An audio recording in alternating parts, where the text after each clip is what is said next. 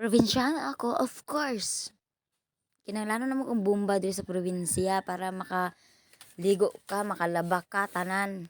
Kay kuan. Pero anyways, budlay kay diri sa probinsya ang kuan tubig. Kay kun arong mga tag-init ay Ginoo ko mga hubsan nya didto mi maligo dapita sa mga o dili kag pili ka dito dapit sa bukid-bukid gamay o diri dapit sa baybay dapit sa pinakalas nga kabalayan. Diyos ko, anyways na diri dapit sa katungaan sa dapit sa kalsada.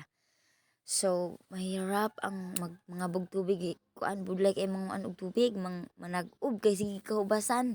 Unya ako kay kaning bumbaha doon lang ni dapit sa amo So, sige siya kaubasan. Usa pa ko mutungha mga mugawas og makakuan masikog lingling sa amo ang kuan tugkaran og naa na ba nakapaaga sa bomba aron di ko magtubil-tubil kapag kabuk-ata sa handol Ginoo ko lisod kay siya paagason kinahanglan 2 ka galon nga tubig hay nako kasura so wala tayong ibang choice kundi ang mag kailangan natin paandarin tapos ganyan talaga syempre ang probinsyana of course sanay ako maligo na ganyan manglaba mangabo magbumba o di ba yung bugat para baka tawon ang mga kuan ang handol so kailangan nimong tiisin kasi wala man tay kauligon natong kuan tubigan ganon di ba bisag kapoy kaayo ang pagbumba go kay importante pero ang binabulit ko dyan is ang aming bomba na yan ay naadre dapit sa matugkaran so makaligo o gano'n saan mo gusto